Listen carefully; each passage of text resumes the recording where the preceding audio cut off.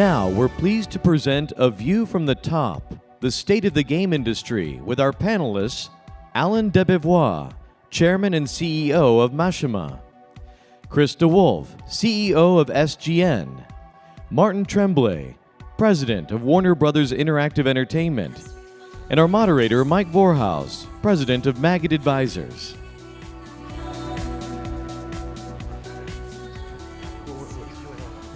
Okay, let's get a game going. Yeah, let's go. Let's try What's it? I've seen that game in New York, right? What's it called? Right. Oh, well. It's a little. Hey, everybody, how you doing? Thanks for joining us. We got a great panel. I think we're going to just jump right in. I've asked everybody to introduce themselves, and I think it's very safe to say that these three gentlemen literally need no introduction, but I'm actually curious to see how they will introduce themselves and whatnot. And then we want to take as many questions from the audience as we can. I think that's important at these affairs, and I find that people really like that. That being said, I do nonetheless have a list of questions and topics, and I am going to actually direct one question at each one of our panelists to get us going in the beginning. But why don't we start with introducing ourselves? Martin, do you want to start down there? Yeah. I'm Martin Tremblay, president of Warner Brothers Interactive Entertainment.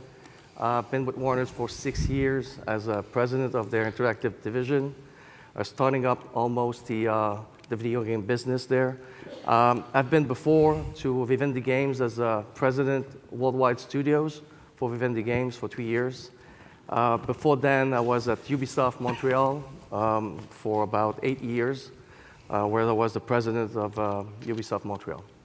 So. Excellent. Alan? I'm Alan DeBevoise. I'm the founder, CEO of Machinima. It's a large gaming-centric portal, if you will, on YouTube, a brand on YouTube. And we reach about 200 million people on a monthly basis and do about 2.5 billion video views per month. And now we've actually recently launched on the Xbox One, where we have a presence on Twitch and a number of different platforms as well. Excellent. Chris? So I'm Chris DeWolfe. I'm founder and CEO of SGN. We are a game development company, multi-platform game development company, based in LA, big office in San Francisco and Buenos Aires. Prior to that, I founded MySpace and was CEO of MySpace for 4 years. That's a cool sentence. I think. I mean, you probably feel better if I was 35 and saying that. I understand, but I will never forget pimpoutmymyspacepage.com. I actually thought I was a programmer for a day or two. Okay, well, that's great. I've just got kind of general question for each one of you.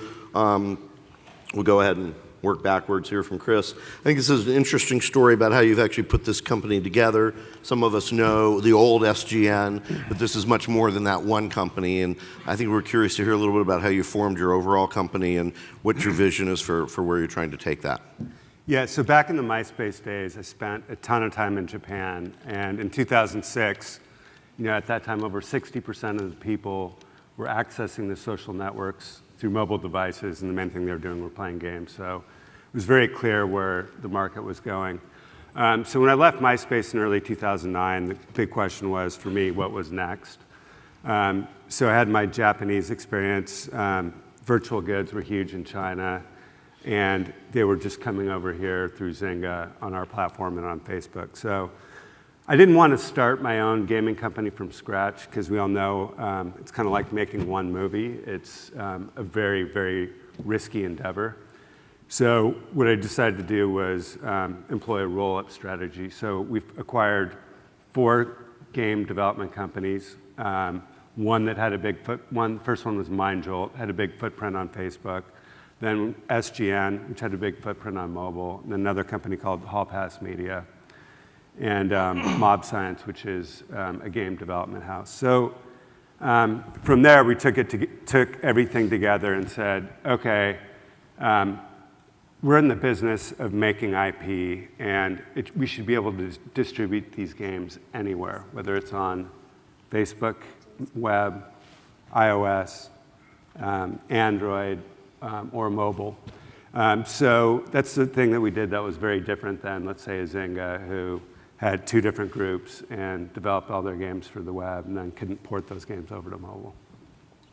And is that a ongoing strategy, additional, shall we go with the Valley phrase, tuck-ins? Down here, tuck-ins different in LA. You know, I think we have our infrastructure now. We've grown a lot organically, and we've been focusing heavily on developing fewer games with massive polish that can be big hits and cross-promote really well with our other games. So I'm here, don't spread yourself too thin. Right, and so definitely focus is a huge part of this business, as any business. Learned a lot from that in the past, and trying to employ all my learnings here at SGN. Excellent. Alan, Machinima, and an incredible entrepreneurial background. I mean, you were there all the earliest days of TCI, and you came much closer than Al Gore, I think, by far, to inventing the internet. I think that would be, I think that'd be fair. Machinima has been so important to those of us in the gaming world and in the entertainment world and the digital video world. You guys are huge. What's your strategy? Don't say mobile. Where are you going? What's Machinima going to look like in a couple of years? Right. Well, I mean, I think we think of ourselves as part of this kind of third wave of video programming brands, where the broadcast networks were the first wave and cable networks, and now you're seeing internet-powered video brands like Netflix and Hulu and Vivo, Machinima, a number of those. And as really, we were born in a kind of on-demand, multi-platform, global environment, right? We were born on YouTube essentially, and that platform reaches 1 billion people. So we've never seen a video platform at that scale before. And it allows you to really build what would have been considered a niche. And in fact, the entertainment industry thought of as a niche until they saw the numbers that we're generating, and of course Walking Dead, and of course clearly studios like Warner Brothers have known this in the movie business and gaming business for a while. So that this idea of these kind of core fans that we originally started off with, kind of core gaming fans, and now we've sort of expanded it to be kind of core fanboys, if you will, and although there are a lot more girls in it, has really driven a really interesting, highly engaged global audience from that perspective. And we thought about it originally that there was an analogy between MTV. MTV had these things called music videos, which were different than traditional television, and then it wasn't really the music, it was video about music. And so we thought, oh, this is video about gaming, but the games were getting so good, right? The narratives were better, the visuals were better. And we just thought ultimately that this would become a kind of a popular cultural movement, right? And that's kind of what we really think is the opportunity. So we think overall the opportunity will be global, multi-platform. We look at different types of models of monetizing, advertising, and some paid models, and really developing a true programming brand. And what drove the original and continued substantial amount of content focused really on games and core games in particular? I mean, was that what you wanted it to focus on in the beginning, or did that grow out of the marketplace? Or yeah, we felt like if you looked at the progression of television brands, they started off very broad, CBS, NBC, ABC, and then you looked at the cable revolution, and you saw Nickelodeon and Discovery and people that were really focused. Because we could get global and be multi-platform, we believe that you could create a huge, highly engaged audience on a global basis.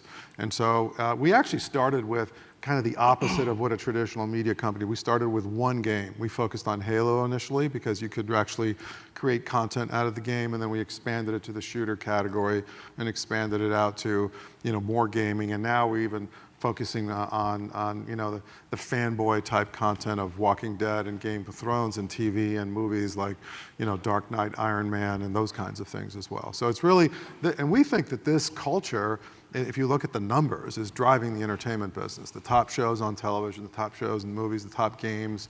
And also, I would say the fourth endemic category is technology itself, right? Just tablets and phones and certainly consoles. All of this is really part of that sort of highly engaged, lean-in audience that obsesses and binges over multiplayer gaming, certain types of television, certain types of movies. And much Lego stuff appearing these days? And Lego, Minecraft, a lot. I mean, it's interesting. There's kind of different audiences. Whenever someone says to me, "Oh, my son is a fan of Machinima," if they're How old is he? 12? Minecraft, Lego. How old are they? 15? Call of Duty. There's this divide, sure. right? There's this divide. Oh, the men are so easy to understand. Martin, how are you doing? Great to see you. Good. I mean, I've said this to you in private, but nobody, first of all, a number of people tried to build true traditional console entities within Warner's for a number of years with no success. None of the other studios, making Sony kind of an exception because of the way they're structured, have had anything close to success. I mean, if you were an independent company, you'd be I don't know, $5 billion cap company. I don't remember if they've broken the revenues out, but they got a lot of zeros. You've got a lot of hits. You got some of the best brands out there. I mean, how in the world did you get to Warner Brothers, and how did it work out so differently than it did for the guys before you? I mean, there's a real commitment at Warner to take the game seriously. I mean, we're #1 in movies, we're #1 in TVs. When it comes to the games, they always wanted to be in the games, and Kevin Sugera was always looking at growing that business going forward.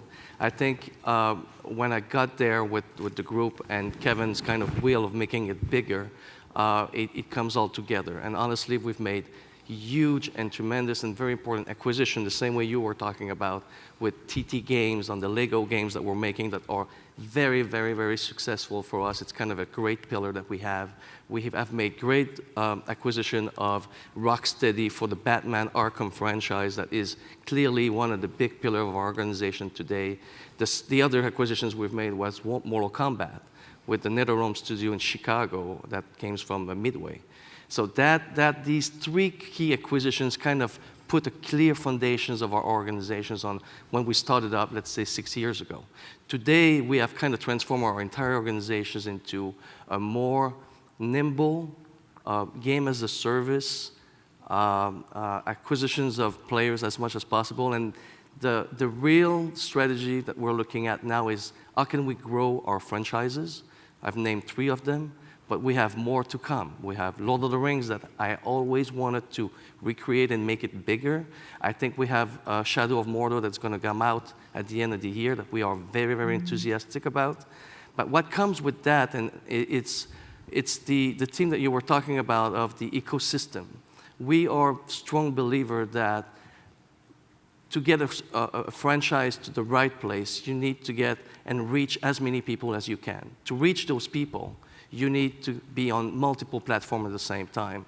And our strategy that's been quite successful that we find out, honestly, I got to tell you, we just tried something last year that turns out to be a huge success for us that we'll talk for the future is Injustice. Justice is a DC battle fighting game that we released on console first. We got the mobile business, the mobile game that is a free-to-play game. It's not the exact same game, but the same asset that we shared between the 2 games. And what we've done is, if you make achievements on the console game, you unlock achievements on the mobile game, and vice versa.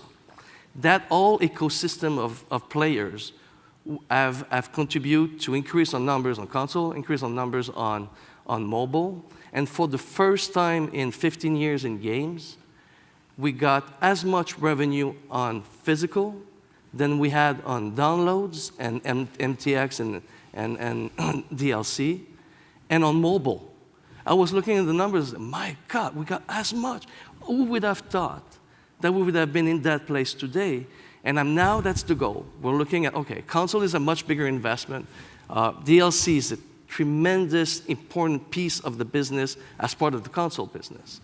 But the mobile business has to be integrated into this. That's what we at Warner Brothers believe, and that's kind of the piece of our strategy.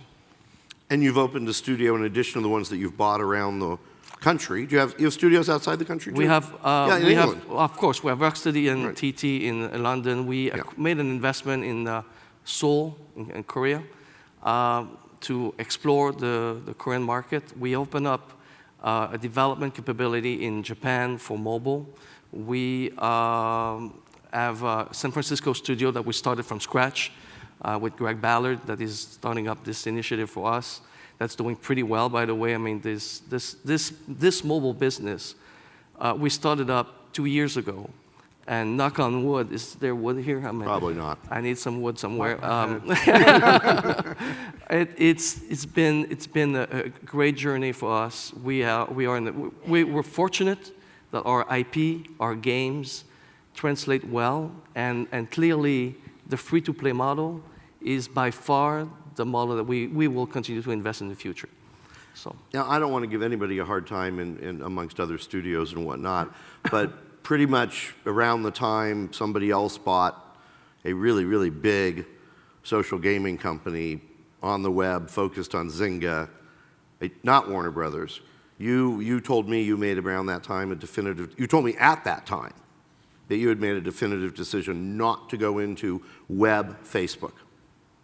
I mean, did you just have something against the web? I mean, I was playing the game, I couldn't get it. Sometimes you see charts and you look, oh my God, the market is going over there, but let's see what's in it. Let's see what you have in your hands. I was playing those games in the past, I couldn't get it. I was like, this is a balloon, this is something that I just don't get. Maybe I'm wrong, and I told you that back then. Maybe I'm wrong. If I'm wrong, then we'll reinvest and we'll pay more for it. But and I was ready to make that risk at that time, and I had a hard time at Warner to convince everybody else, because everybody were kind of buying, back then, social companies. And we've just resisted, and I'm kind of happy we've done that. So, well, obviously that was a wise move in retrospect. Now, I do want to make sure that we get an opportunity to take as many questions from the audience as possible, but I think there's at least, so it's hard to see with these lights. How are you doing out there? More coffee? Wow, I love that. You're ready. Call and response, I should get That's into right. that. Okay, and do we have questions? Just show me, give me a quick, okay, great. So we're going to come right to, oh, that's awesome. Don't write it down, don't forget. Okay, but let's hit this one topic first, all three of you gentlemen. Console, home entertainment, console, core gaming, own the living room, own the teenager's room, Xbox One clearly going broad, PS4 at this time clearly going hardcore gamer. Is this a real battle? Is this a real issue? And if so, how is this going to turn out? Is the console going to be, by the end of this new cycle, just about core gaming mostly, or just about home entertainment? Is this whole home entertainment repositioning the console real and going to be successful? Go ahead, Martin. It's my third transition from the very beginning to this one. I love what I'm seeing now.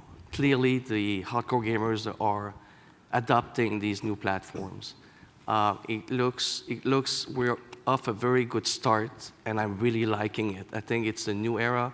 I think it's going to be awesome for consumers because the product that we're going to put out there is going to be very different. Stuff that we're thinking doing in games and stuff that we're thinking about linking with movies and linking with MTX, DLC, and in a living world without leaving the game is, to me, a game changer somewhere. That being said, from transitions I've seen in the past and transitions I'm seeing today, there is something different. What's different to me is the number of games that publishers all around the world are putting on those platforms are way less than it was for the 360 and PS3 world and PS2 and PS1. For one reason or another, the perceived risks that comes to invest in these platforms are such that consumer will get less games overall on their platform, but those games are going to get bigger. That's the assumption. And that is kind of a different mindset that we need to look at this. So is this only big franchises that will succeed on those, or is this only cheap game? Because it is more expensive. I mean, the capability of the graphic capability, the AI capability, the processing capability, I mean, the whole thing, if you really go in and make it AAA, you can put millions and millions of dollars, up to $100 million, if you want, and even more. So you have to make sure you have the right platform, the right IP, and you have a consumers up there that is ready to pay for what you're coming up with. So I'm reading that as a strong endorsement of the core gamer for the new consoles. No worries about that. I mean, yeah, that's right. And what do you think, Alan? Is Xbox in particular going to take over the living room and be my cable company and my gaming Well, service? I mean, it's interesting. I really agree as well. I mean, I think we still see huge activity around the big AAA games, right? Just in terms of watching just enormous amount of video surges and people making videos and people sort of engaging on the platforms. And I think that we think about our audience as probably the leading bingers in the world, and they binge I think in three ways. They binge in this model of that we expect when we hear about Netflix. They're watching 13 episodes of or House of Cards over the weekend, whatever it is. And then their behavior on YouTube and on mobile phones in terms of just watching video, consuming everything they want, is that kind of behavior. And of course, what they do in multiplayer gaming, especially, and other types of gaming where they're spending an enormous amount of hours. I think that you still have this huge traction on the consoles, and I think that Xbox One is really trying to understand this notion of the video, what they're doing with video, what they're doing with gaming. We have an application which we call Wingman that's on Xbox One that's really started to play with that notion that when you're playing a game, you could say snap Machinima, it'll bring up the videos in context, eventually giving you more, not only context on the level you're on, it'll have some understanding of how you've been playing the game. Oh, you know, maybe you're having trouble through this level. So this idea of understanding that relationship between video consumption and that behavior and the actual gaming behavior, they're in a pretty good position to get that right. That's really difficult to do on YouTube, as an example, or impossible to do. So I think there's some real opportunities for them. I think that one of the interesting things is we'll see the evolution of free-to-play model that we saw work in Zynga, but didn't necessarily have the core and enough value in the game to applying it to core games. When the core, what happens when you have really great free-to-play dynamics with the core? And will that just go off the charts? And I think that's an interesting thesis that'll develop. I hope we do get a moment to talk about that because it's on the list. So, Chris, I don't know if you want to make an opinion on the new consoles, or are you just with me? Screw the living room. I'm just going to dominate the bedroom with my tablet. Why not? It's a good room. So I mean, I think you can look at it from the standpoint of the consoles, you know, coming into the living room, and then the tablets also coming into the living room, and meeting in the middle to a certain degree, with the consoles appealing to a much smaller demographic that's spending a lot more money. You have the people on the tablets, which, you know, again, you could say Apple TV or, you know, any other device in your living room. You look at Candy Crush, there's 450 million people a month playing that one game, or 400 million people a month playing that one game. From, you know, a pure population perspective, that's the biggest game in the world ever.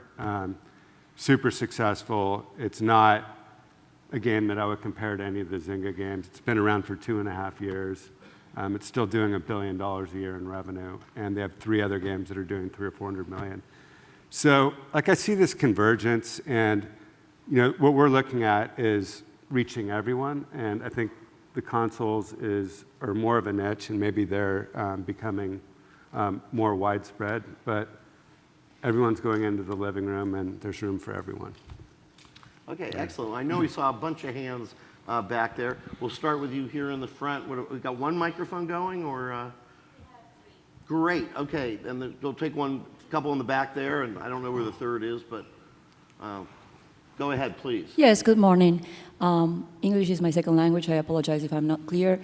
I want to know, if I am a family, did you think about, and I don't know if you spoke about this before, a console that can be used for not only gaming, and we're talking about the living room, and having like a Roku box, and also that will allow me to use a tablet from both technologies, Apple and Android, as a clicker?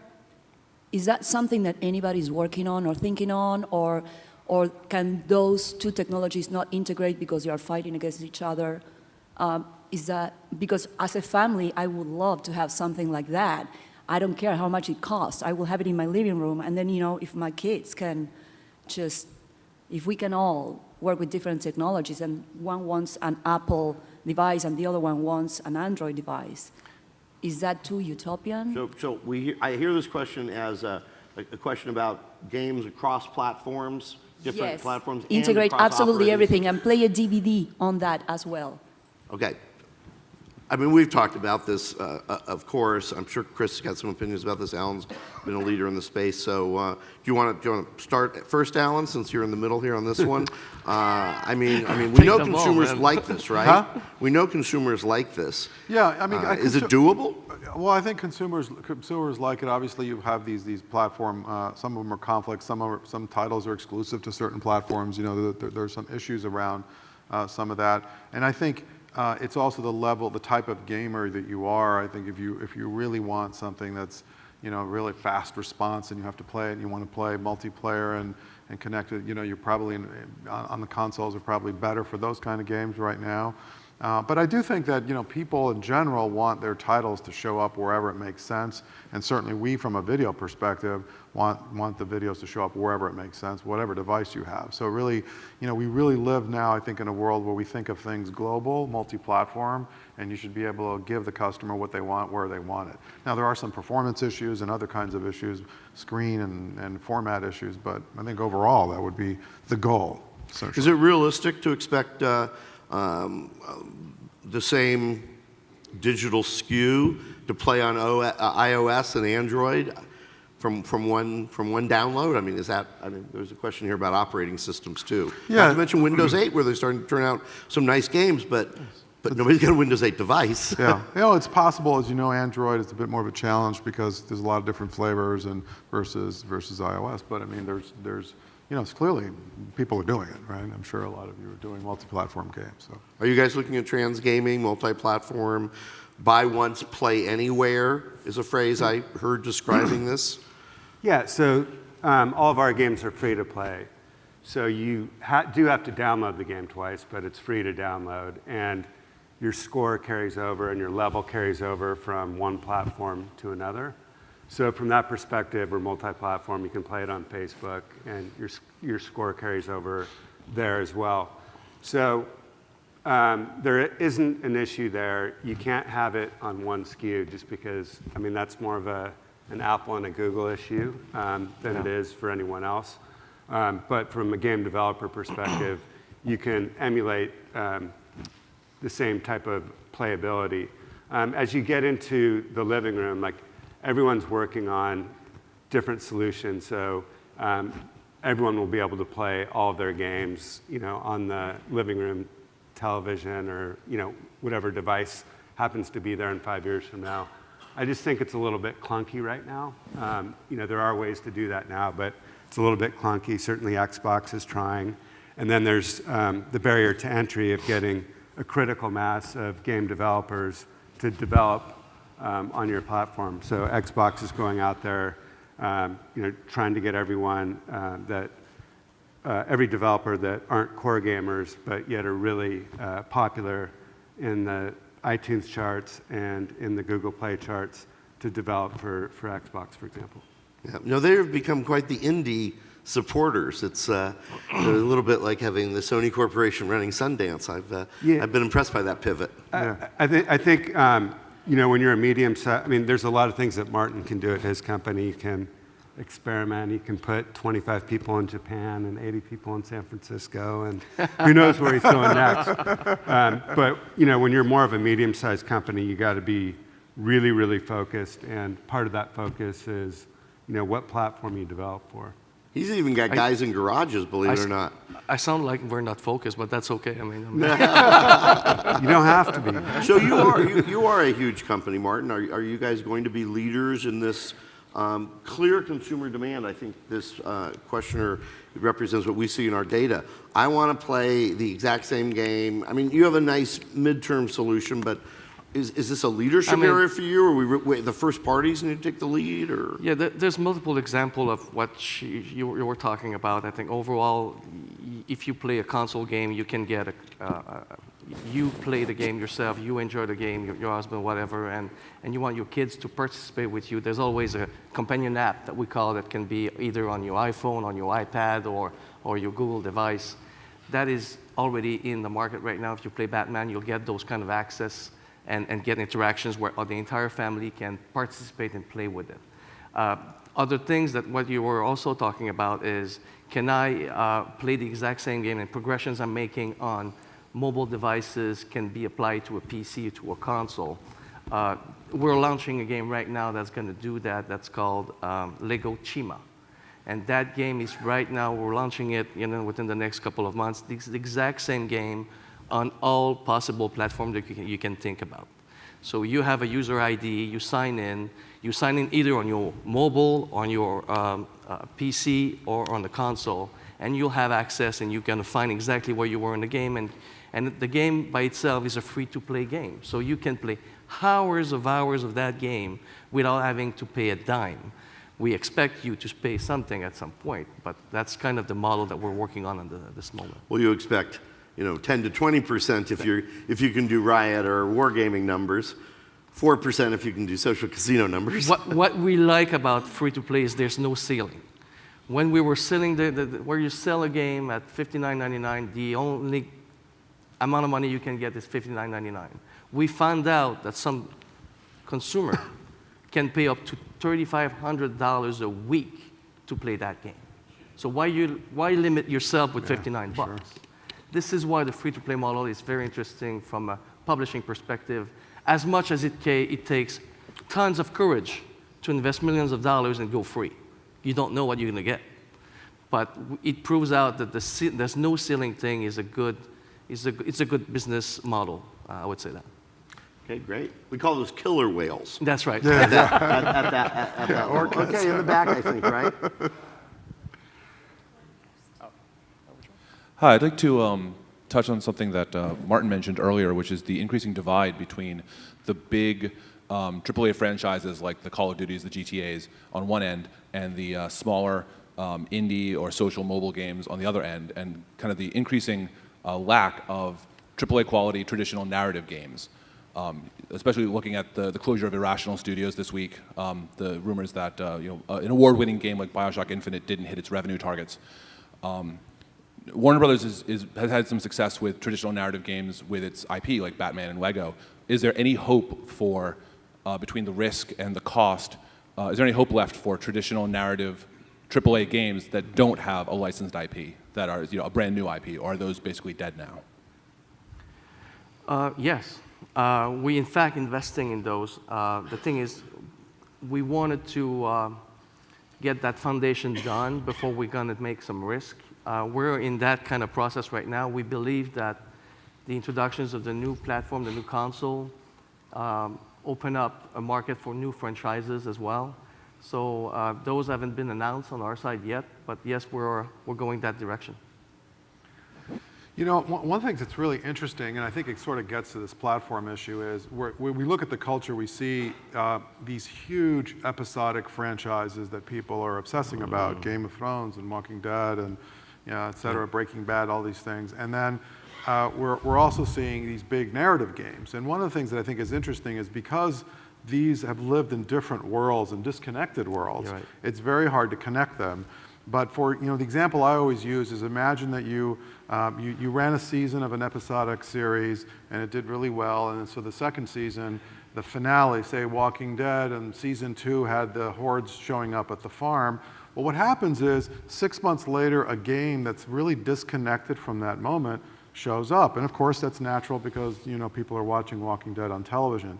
But as all this moves over the top, and you can actually be watching these on digital devices, and you think about free-to-play, what a natural moment, the end of season 2 of Walking Dead, 12 million people are watching it simultaneously, obsessed with that series.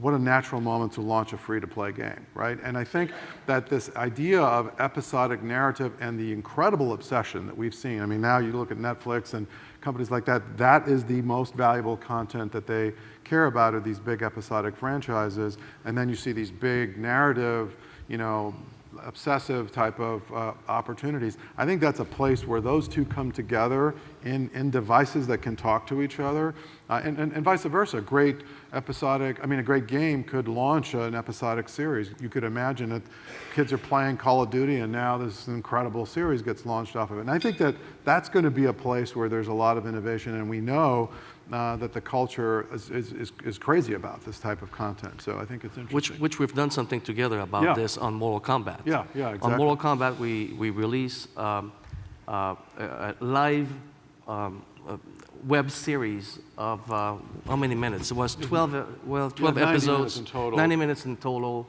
10 episodes of it, and we got 75 million hits of this Mortal Kombat film that was coming, and the game was coming right after that, and I gotta tell you, we got a huge hit on our side. So thinking bigger, thinking about reaching consumers in all kinds of media, I think is the future from my perspective. Right. But the key to that was narrative. It was like people that's right. wanted to see the story, and it led up to the release of the game, and I think it was a really interesting moment. The storyline in Flappy Bird's been blowing my mind. It's incredible. It's been Yes. Wow. Really good stuff. So where are you, Chris, on story, character, narrative? So narrative is incredibly important. So I mean, you look at Angry Birds, and they may not tell the story, but you definitely feel the narrative, and you've seen that. You've seen Angry Birds become transmedia from a movie perspective, from a plush toy perspective. It's a multi-billion-dollar franchise that they continue to milk and grow. Whether King will do that with Candy Crush, they have less of a narrative. One of the requirements for all games is that we have a really distinct narrative with really distinct, cute characters where we can and will be able to move them into different mediums. So I think it's incredibly important. In your space, mobile emphasis in particular, do you see a narrative, more story-based difference on tablet versus phone, or do you see a device segmentation around that, or? No, because in order to be successful, you really have to be on all platforms and all devices. And I think it's really unfair to sort of characterize games that are built for mobile phones and tablets as being indie games or small games. Again, 450 million people are playing Candy Crush. I don't know how many hundreds of millions of people played or are playing Angry Birds. These companies are worth $5-6 billion. Martin, you talked about someone spending a couple $1,000s a month. You look at Clash of Clans from, guys that have spent $50,000, $100,000. There's an insane amount of money being spent on these games. Because of that, narrative becomes incredibly important to stay competitive with these other companies that are coming into the space. And it drives the long tail too, I think. Keeps it evergreen. I mean, these games are being played for years. This gives a new definition of catalog, I think. Yeah. I think we had in the back, okay, right here, if you have a microphone, or I think somebody's coming. So I have just two questions. The first is related to, I think, the first one, which is, it's maybe a little odd given that we just saw the consoles come out, but I'm wondering if in 5 years from now, all gaming might be cloud gaming. And it seems like the technology there, I think in 1995, it would have been unthinkable not to have a CD player. Now it's unthinkable to have one. I'm wondering if you might not see the same thing in games, given that the technology seems not so far off. And then the second question I have is, do you think the new virtual reality systems that are coming out will have a role anytime in the next 5 or 10 years with AAA games? Well, VR and AR was on my list, so we're going with that one. And then I'm hoping one of the three of you heard the first one. Yeah. Because I'm having my elderly situation. Can I repeat the first one? I'm the oldest guy here. What are you talking about? I didn't hear the youngest guy repeat. Okay, we're gonna ask somebody to help us on the first question, but I think VR, AR, augmented reality, virtual reality, Oculus. I mean, we got to talk about this, right? Chris, you want to start? Sure. So I think it's. Don't put your glasses on. Yeah. So I've experimented with Google Glasses and with some of the other products that are out there, and I think it's going to become a function of getting developers engaged, seeing who's going to win, and again, there's a big opportunity cost for developing on one platform versus another, but the whole augmented reality games or worlds, are so much more interesting and have massive potential in the future. But I think there's very few people working on content right now, and there's a lot more people working on the hardware. I think you're going to have to look at distribution for the hardware. You're going to have to look at where is this hardware going to be available? How are you going to demo it? And I think the good analog might be the Apple Store. So maybe Google Glass does a deal with Best Buy where they get part of the real estate in Best Buy, and they're able to demonstrate augmented reality in one way or another in a particular location. But I think it's going to take that real world physical demonstration to get people engaged, and then from there it'll follow with word of mouth, and then once that word of mouth happens, then developers will get really excited about making that investment. You liked your Glass experience? I thought it was interesting, but there weren't any great games to play with it, but it was kind of cool to imagine how I could play a match 3 game out in front of me. People may think people would be crazy doing it and looking crazy doing it, but it was super interesting, yeah. Well, people walk down the street talking to themselves. Yeah. What else? So, I mean, Alan, you've just got to be jonesing over virtual reality and augmented reality, right? Well, I think, look, I mean, the progression of just the core games, a lot of it, the wow factor is how incredible they look, right? And some of it's stylized, like Arkham is incredibly beautiful from a stylized point, and then some of it's the reality of, let's say, Call of Duty or whatever. So the extent that you can create a more immersive experience that's really kind of high impact in Twitch could be very powerful from a model perspective. I'm not sure that we're there. I mean, I'm not sure the games are there and the technology's there, but I think there's a promise that it could be an amazing experience. And the question is, when in time is it good enough, at least from the core perspective, to really drive some value? And I think there's some promising things there, but it's not a year or two, right? It's a little longer, right? Far away. Yeah, it's out there. I think it's out there. You're going 10 years? I would say when Microsoft released their online aspect, and I'm kind of going another way there, we were all thinking, oh my God, the online gameplay is going to be there next year or the year after. It took almost 10 years to be where we are. So what I'm thinking about is the adoptions of consumers and the install base being widespread. It's always taking time. You're not switching people from the way they're playing games or the way they're interacting with technology in a snap like this. So I'm extremely excited by all of that, but I think to get it spread out and it's going to take time. Is it going to be 10 years? For sure in 10 years we'll get something there. But I think it's tough a little bit to say, is it going to be 10, is it going to be 5? It's not going to be next year, I can tell you that. And can we get a summary of the first question from maybe the person holding the microphone? Cloud gaming. Cloud gaming, thank you. Good summary. That's great. That's absolutely great. Cloud gaming. What about it? You're living down in Orange County. There are no clouds down there, right? Exactly. How's the cloud doing, do you think? It's funny. Say again? I mean, The disc, thank you. I mean, the disc. Great. So let's take the physical streaming, expand on cloud further if you guys want. Go ahead, Martin. I think as soon as we get the technology ready, yes, the disc is going to be there. What I'm going to tell you now is the streaming tools that we have isn't necessarily at the right place to play seamlessly. And the size of the game on next gen are so big that the hard drive cannot necessarily get more than 3 or 4 games in your hard drive as it is today. So you cannot necessarily play with it at this point. I hope the technology on streaming will be more efficient than it is today. When you talk about console, because console is those huge assets of data that needs to be managed and processed. When you talk about mobile, it's completely different. Then everything is cloud-based anyway.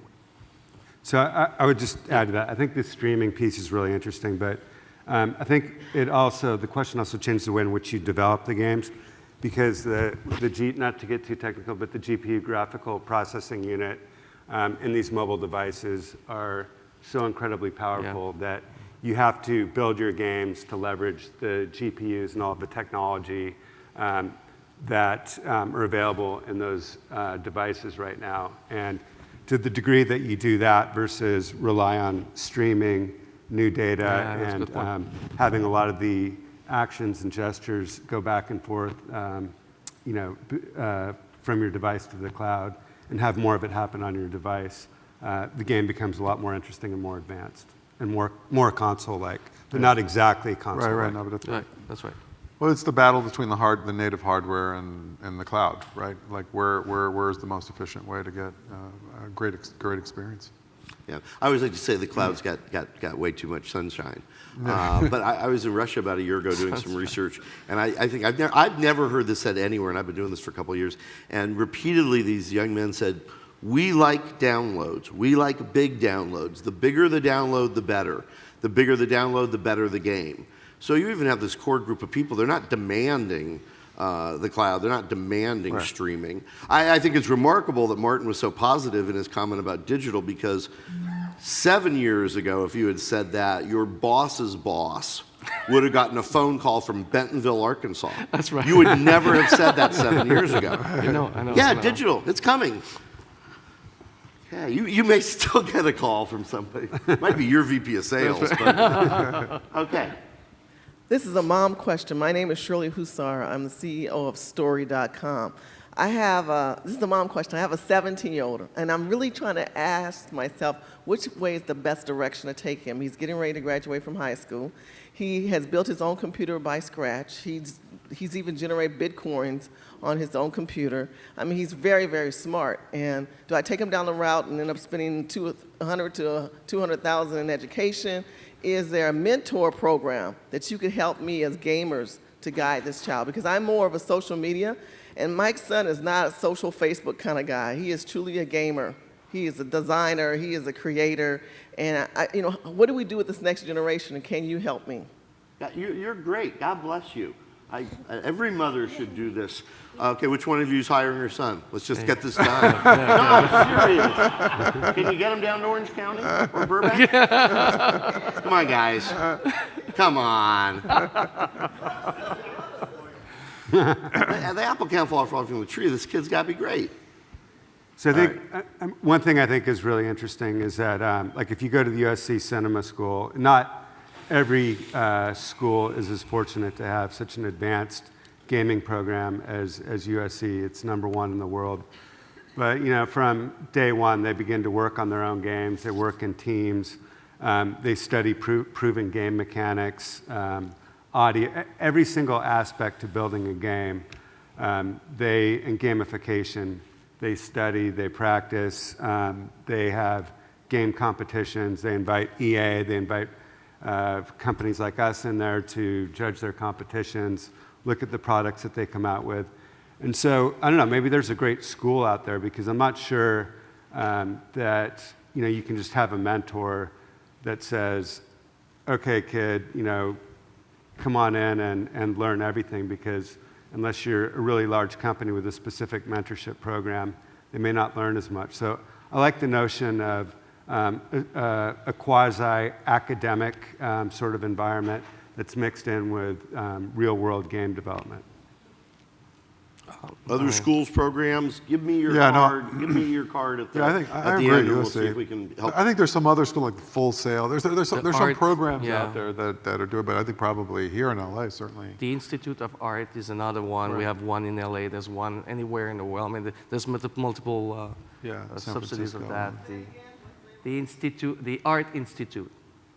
The Art Institute is all about video games and art, animations, depending on what he wants to do. They also cover design, not programming, where what he was talking about it's more on a complete learning, it's the college level of video games development that covers programming, art, and the integration and the management of it, because all of those things are different.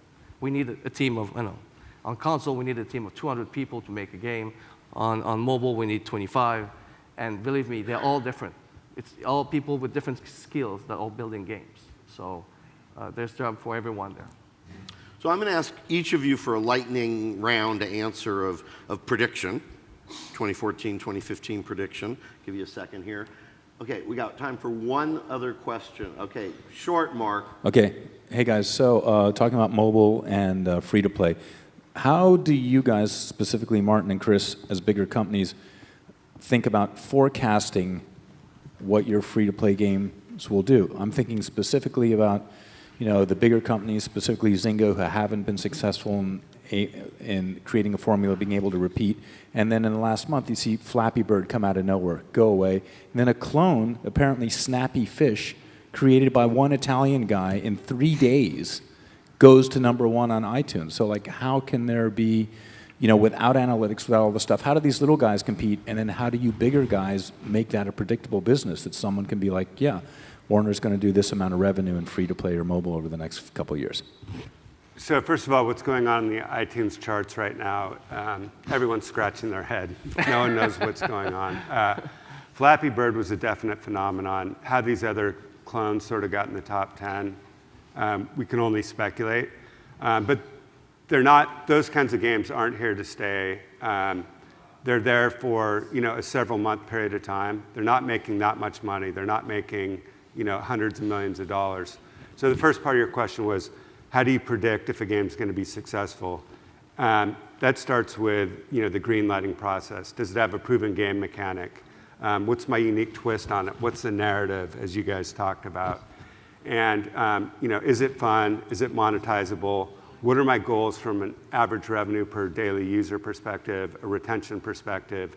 And if you can kind of triangulate around all of those variables, you'll have, and build a quick prototype to see if it's fun. You'll have a reasonable notion of if it's going to be successful, and if you think it's going to be successful, you'll know within a couple pennies on an average revenue per daily user basis and a retention basis, because you'll know that game mechanic X and game mechanic Y will yield an ARPDAU of 6 cents and a retention of day one retention of 55%, which will give me an LTV of, this is how we do our math and what we look at every day, an LTV of $3 or $4, and we spend $1.50 to acquire the user, so we know we can scale it, and it'll cross-promote really well with these other games over here. So all of those, I've sort of encapsulated, what's taken us, years to sort of develop as a process for developing new games and predicting whether or not they're going to be successful and de-risking that whole development process. So we don't throw stuff up against the wall. We have a reasonable idea of how our games are going to do from a monetization perspective and an adoption perspective on a long-term basis. But by the way, there is definite irony in the fact that Flappy Bird's and other examples, huge driver from traditional press coverage, driving these digital games. I think pop culture too. I mean, I've had 15-year-old kids coming up to me. Did you guys make Flappy Bird? And I'm like, no. And I'm asking our game designers, why didn't you make that? Why didn't you come up with that? Because it's still interesting from the standpoint of, hey, you got all these people playing it. It's a great cross-promotional tool to drive people into games that actually monetize, will make a lot of money over the long term. But I think those kinds of games are typically in and out fairly quickly. It's very hard to predict which game is going to hit and which one will not hit. And honestly, over the last 2 years of building mobile game on our side, I kind of have a 20% success rate. So I know now that if I want to have some success, I need to improve this as much as I can. But I think it is almost impossible there's some exception there, I would admit this. But to get 100% success rate, that all of your games are going to be a success, this is just not going to work. And one of the things that is changing as part of your lightning kind of foresee where the market is going, I would say that I think the bar is raising in terms of the mobile business as itself. I think that the barrier of entry of being in that business is going way up for the cost of acquisition, for the cost of development. And to get in that business in a successful way, you're going to have solid financials and backing you in and make it possible to do there. And by the way, your success rate may be 20%. So that whole thing it's a little bit like console 15 years ago that we're living on mobile right now. By the way, TV's probably not 20% even if you take in pilots. Okay, so that's your prediction. Go lightning round, short prediction. 2014, 2015. Well, I think we'll still see monster console games. I agree that we'll see a lot more innovation, I think, in the mobile space as well. And I think it's almost like, if you think about free-to-play as a model for a consumer, it's almost like a portfolio. You can imagine you could spend X dollars on one console game, and you could probably do 20 mobile games for that price. And so you could play that in a portfolio model, and your 20% will give you enough of a hit to return. So I think it is like the TV business in some ways, to think about it. Whereas the console games are more like the big movie business, you know, which is absolutely. You can have a monster, or you could have a dud. Prediction? A duck. Same as Martin on the customer acquisition side. So it's gone up 300% in the last year and a half. So in order to be really successful, you're going to have a big footprint of users out there to be able to cross-promote your new games, to launch a new game. And you're going to have to be even smarter on the customer acquisition side from an analytics perspective to know which cohorts of users you buy, how much money you can spend on every user to make sure that your ROI is there. Quality will increase, and I think the longevity of these games that we're making will increase. So when you're making a game now, you're not making it for 6 months, you're making it for 3 or 4 years as you're able to add more content, more levels, game as a service, double, triple the size of the team of a big game. I agree with you. So mine is simple. 2016, I gave myself an extra year. 1 billion, there will be a single console game at least one console game, AAA console game, that will do $1 billion in DLC, downloadable, extra content, $1 billion separate from the disc sales. So we will see. I wish it's us. All very much. Thank you all very much. It's a good prediction.